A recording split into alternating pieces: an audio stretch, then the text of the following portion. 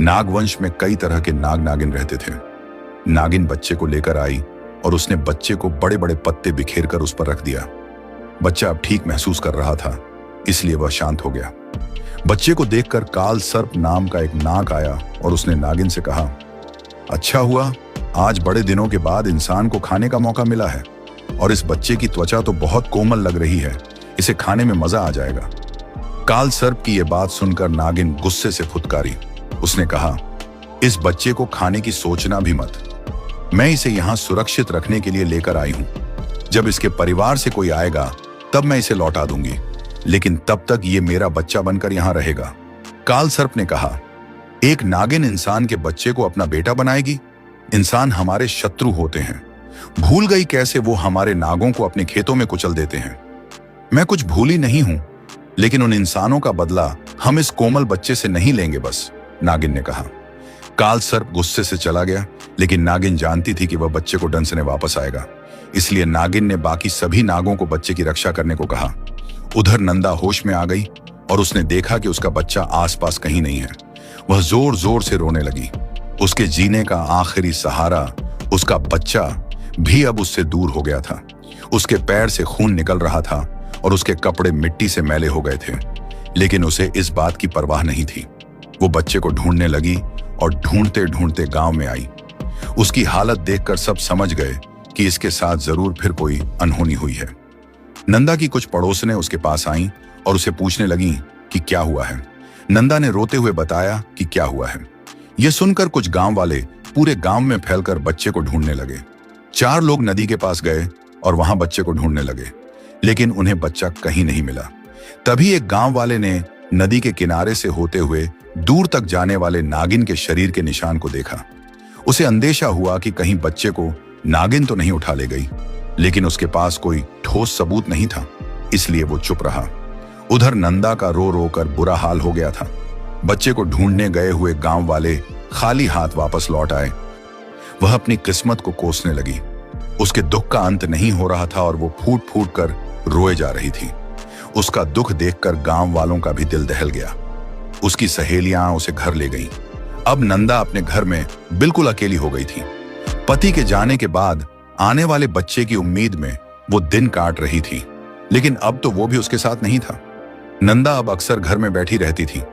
उसने खाना पीना भी छोड़ दिया था। उसका खुद की तरफ थोड़ा सा भी ध्यान नहीं था, जैसे उसकी जीने की इच्छा ही खत्म हो गई थी। एक दिन उसकी पड़ोस में रहने वाली एक मौसी उसके घर आई। उन्होंने देखा कि घर में सब सामान यहां वहां बिखरा पड़ा था। घर में अनाज ही नहीं, पीने का पानी तक खत्म हो गया था। नंदा एक कोने में छत को ताकते हुए बैठी थी। उसकी आंखों में अब जीने की ताजगी नहीं थी। उसका चेहरा सफेद पड़ गया था। वो जैसे अब ईश्वर से अपने लिए मौत मांग रही थी। उसे देखकर मौसी को बहुत चिंता हुई। मौसी अपने घर से थोड़ा पानी और खाना लेकर आई। मौसी ने खाने का निवाला नंदा के सामने पकड़ा। मौसी की आंखों में उसके लिए प्यार और चिंता देखकर नंदा की आंखों से आंसू बहने लगे और वो मौसी की गोद में सर रखकर फूट फूट कर रोने लगी। मौसी ने उसके सर को सहलाते हुए कहा, रो ले बेटी, जितनी मर्जी है उतना रो ले, लेकिन यह आखिरी बार है। आज के बाद तू फिर कभी नहीं रोएगी। उसकी बात सुनकर नंदा ने पूछा, मतलब मौसी, आपको पता है कि मेरा बेटा कहाँ है? मौसी ने कहा, नहीं, मुझे यह तो नहीं पता कि तुम्हारा बेटा कहाँ है, लेकिन मुझे इतना पता है कि ईश्वर तुम्हें इतना बड़ा दुख नहीं दे सकता। एक मां से उसका बच्चा नहीं छीन सकता। मेरा मन कहता है बेटी कि तुम्हारा बेटा जहां कहीं भी है वो सुरक्षित है और जल्द ही तुमसे मिलेगा। मौसी की यह बात सुनकर नंदा के दिल को थोड़ा सहारा मिला। मौसी ने नंदा को बहलाकर खाना खिलाया और कहा कि तुम्हें अपने बेटे के लिए अपनी सेहत का ध्यान रखना पड़ेगा। नागवंश में बच्चा नागिन की निगरानी में बड़ा हो रहा था। कुछ महीने बीत गए। अब नंदा भी दुख से थोड़ा उभर रही थी। वो रोज दूर दूर तक जाकर बच्चे को ढूंढती रहती थी, इसी उम्मीद में कि कहीं से उसके बच्चे की कोई खबर मिल जाए। नागवंश में कालसर्प बच्चे को उठाने की बहुत कोशिश कर रहा था। बच्चा बड़ा हो रहा था और उसे खाने की कालसर्प की इच्छा भी बढ़ रही थी। एक बार उसने बच्चे पर हमला करने की कोशिश की, लेकिन तब नागिन ने उसके साथ लड़ाई करके उसे भगा दिया। सब नागों ने मिलकर कालसर्प को नागवंश से बाहर निकाल दिया। अब कालसर्प बहुत गुस्सा हो गया था और बच्चे से बदला लेने की सोच रहा था। इसी बीच जिस गांव वाले ने मिट्टी में नागिन के निशान देखे थे वो नंदा से मिला।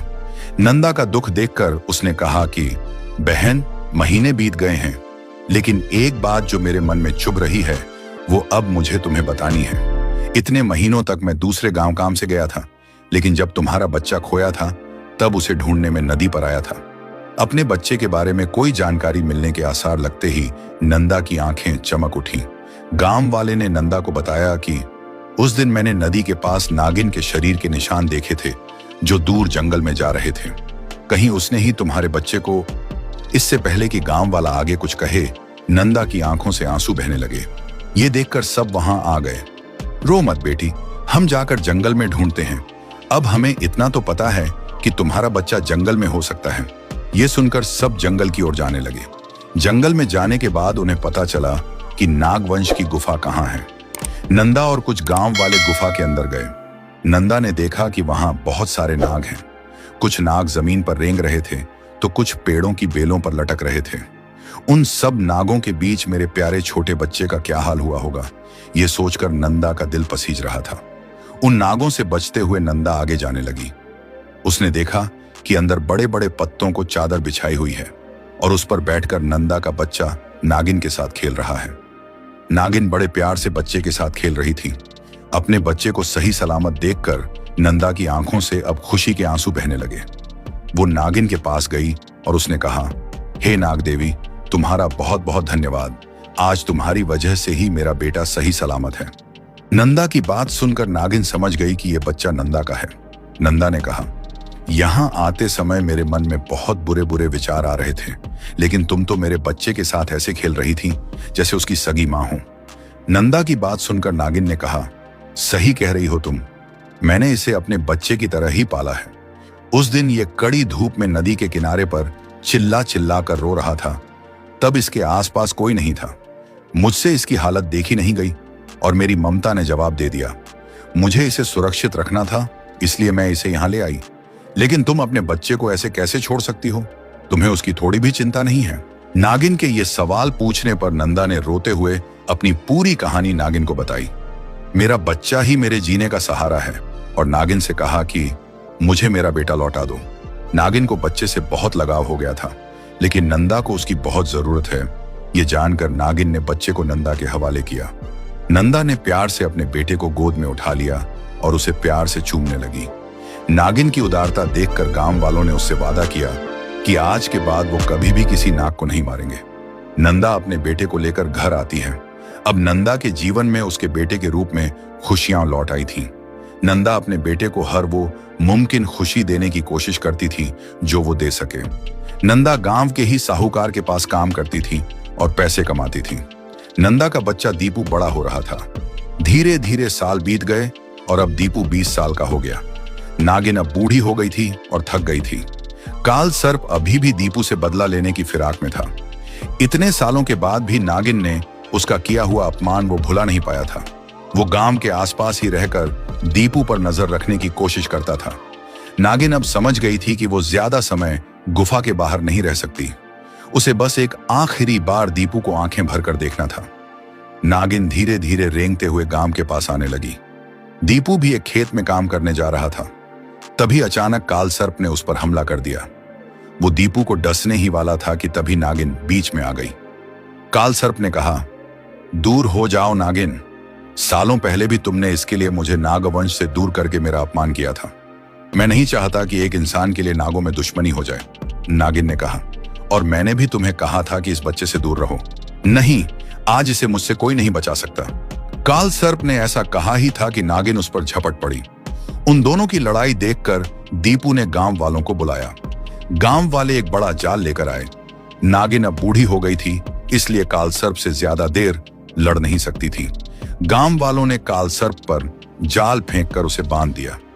आज एक बार फिर नागिन ने दीपू की जान बचाई थी। नंदा हाथ जोड़कर नागिन के पास आई और उसे धन्यवाद कहने लगी। आज अगर नागिन समय पर नहीं आती तो काल सर्प दीपू को मार चुका होता। दीपू ने भी नागिन को धन्यवाद दिया। उसने कहा, तुम सच में मेरी मां ही हो, जिसने आज फिर मेरी जान जाने से मुझे बचाया है।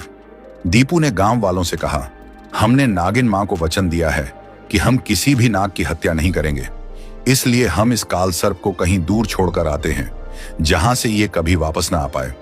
नागिन ने कहा, यही सही होगा, इसे नदी के उस पार छोड़ आओ, जहां से ये वापस नहीं आ पाएगा। दीपू नागिन से कहता है, तुम मेरे साथ मेरे घर रहो, लेकिन नागिन मना कर देती है। नागिन ने कहा, मैं बस तुम्हें एक बार जी भरकर देखना चाहती थी, अब मेरे नागवंश लौटने का समय आ गया है। नागिन दीपू को ढेर सारा आशीर्वाद देकर नागवंश लौट गई। दीपू और गांव वालों ने मिलकर काल सर्प को नदी के उस पार दूर छोड़ दिया, जहां से काल सर्प चाहकर भी लौट नहीं सकता था। एक नागिन ने एक इंसान के बच्चे की मां बनकर अपना फर्ज निभाया, ये देखकर सब गांव वाले सहम गए। आने वाले कई सालों तक नागिन और दीपू की कहानी गांव में चर्चा का विषय बन गई।